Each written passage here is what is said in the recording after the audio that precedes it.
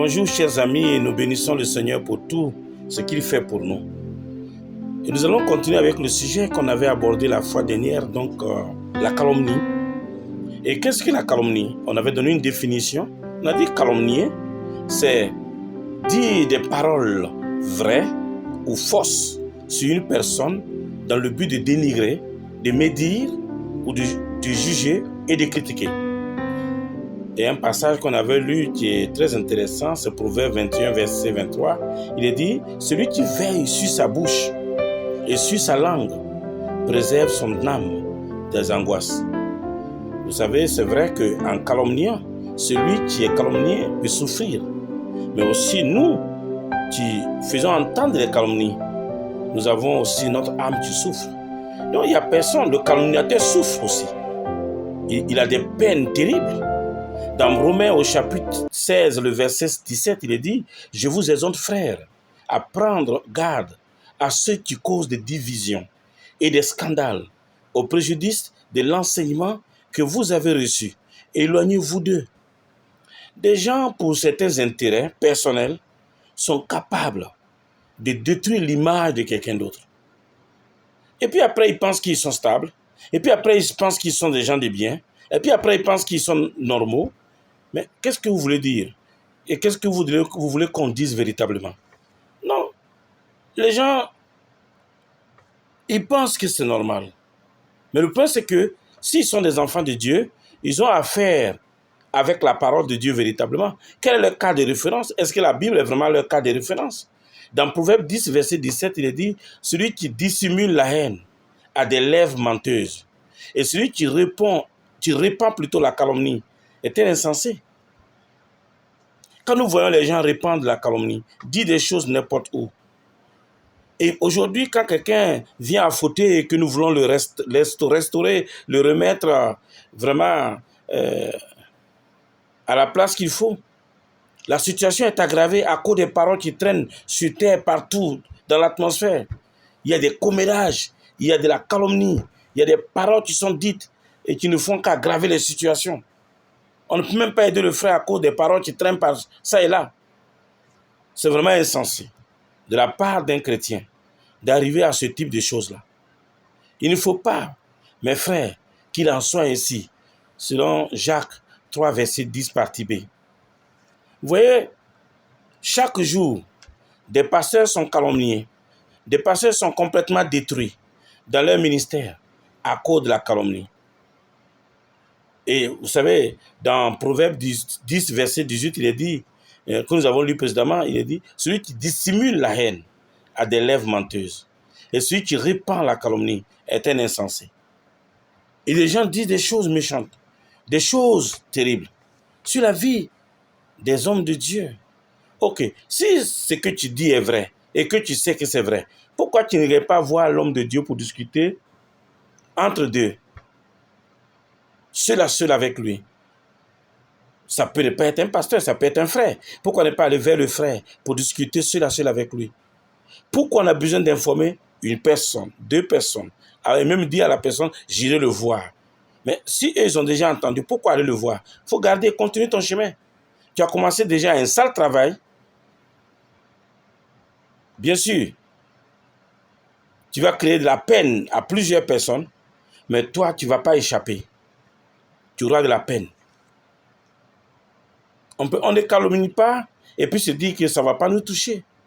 Vous savez, il fut un temps aux États-Unis, des gens menaient des campagnes de diffamation contre certaines personnes dans les journaux. La conséquence fut que des meurtres se perpétraient, les gens se suicidaient et la justice ne pouvait condamner les auteurs. Plusieurs ministères s'arrêtèrent également par ce fait-là.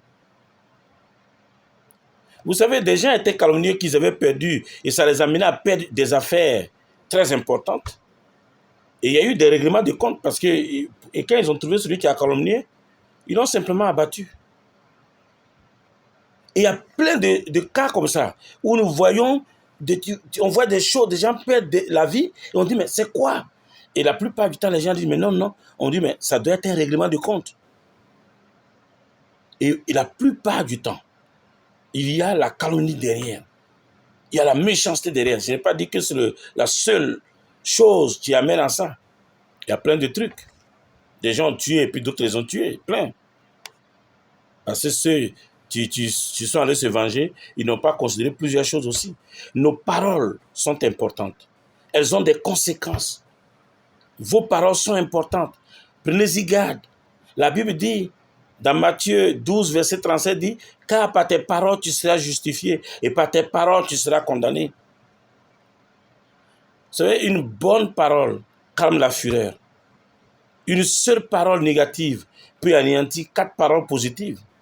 C'est pourquoi la Bible donne des instructions claires. Dans Ecclésiaste 5, verset 1, il est dit, « Car Dieu est au ciel et toi sur la terre, que tes paroles soient donc peu nombreuses sur la terre où tu es. » Vous savez, une image que mon pasteur avait l'habitude de dire, c'est qu'il y a des gens qui ont l'impression qu'à lieu plat de leurs oreilles, ils ont des bouches. Ils parlent, ils parlent, ils parlent. Ils sont tellement méchants que parfois tu regardes, tu dis, mais on peut même les classer juste numéro 2 après le diable. Vous savez, c'est méchant de calomnier. C'est méchant. Ça détruit. Et lorsque nous écoutons les calomnies, lorsque nous écoutons les commérages, nous sommes en train de nous faire du mal. Nous salissons nos âmes. Vous savez, c'est parce que des gens pêchent avec les oreilles que d'autres pêchent avec la bouche. S'il n'y avait pas des gens qui écoutent les calomniateurs, dès que quelqu'un dit, mais hey, tu sais, lui, tu dis non, on ne parle pas de lui ici. Si tu veux, tu me parles de toi, et puis voilà, c'est tout. Et si tu veux parler de lui, mais va le voir. Mais aujourd'hui, les gens aiment bien écouter, entendre, écouter les calomnies. Écouter.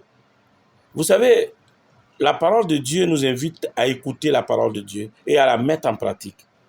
Regardez dans Jacques 1, verset 19, il est dit, sachez-le, mes frères bien-aimés, ainsi que tout homme soit prompt à écouter, lent à parler, lent à se mettre en colère.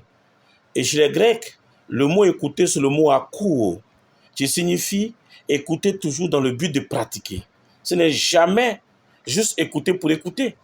Mais les gens, même ceux qui ne peuvent pas pratiquer, donc écouter le péché des gens, ils sont là à écouter. Ça ne sert à rien de se mettre à écouter la saleté de quelqu'un, les poubelles de quelqu'un. Dans Luc 21, verset 38, il est dit, « Et tout le peuple, dès le matin, se rendit vers lui dans le temple pour l'écouter, à court, écouter dans le but de pratiquer. » Alors, l'exhortation est donc que chacun écoute la bonne parole de Dieu. Vous savez, c'est le seul exercice qui convient aux enfants, élus de Dieu, vivants et remplis d'amour. C'est pour ainsi dire que recevoir la pensée de Dieu m'évite de répandre plutôt la calomnie. Si j'écoute la parole de Dieu, si je reçois la pensée de Dieu, je serai gardé de répandre la calomnie. Un passage, Proverbe 17, verset 9 dit, « Celui qui couvre une faute cherche l'amour, et celui qui la répand dans ses discours divise les amis. » Il y a tellement de gens qui divisent. Ils divisent chaque jour. Ils divisent instant après instant, moment après moment. Ils divisent. Ils divisent. Et ça ne sert pas. Il y a des amitiés qui sont déchirées, des familles brisées, des pasteurs complètement détruits à cause des rapports calomnieux. Lorsque nous calomnions, nous n'avons plus de communion avec le corps de Christ. On a plus de... Vous voyez, il y a des gens qui ne peuvent même plus rester dans une assemblée. Ils ont tellement calomnié le pasteur, dit des choses, des petits trucs, à droite, à gauche, à une personne, 2 personnes, 3 personnes, à une personne, à 2 personnes, 3 personnes. Et finalement, rester même, c'est gênant pour eux. Et quand on les voit partir, nous on pleure. On dit, oh non, non, c'est pas mon frère. Oh, je demande pardon, j'ai mal fait. Le problème, ce n'est pas ce que tu as fait. C'est ce que lui-même il a fait là. Tu le cherches simplement. Il a tellement parlé aux gens que même les gens auxquels il a parlé n'adhèrent pas à ce qu'il a dit. Non, il devient seul. Vous voulez qu'il reste là, pourquoi? Lorsque nous calomnions, nous n'avons plus de communion avec le corps de Christ. Nous ne pouvons plus rire avec ceux qui rient et ni pleurer avec ceux qui pleurent. C'est dommage. Et cela entraîne la solitude qui nous pousse alors à trouver des alliés, à trouver des gens qui vont être avec nous.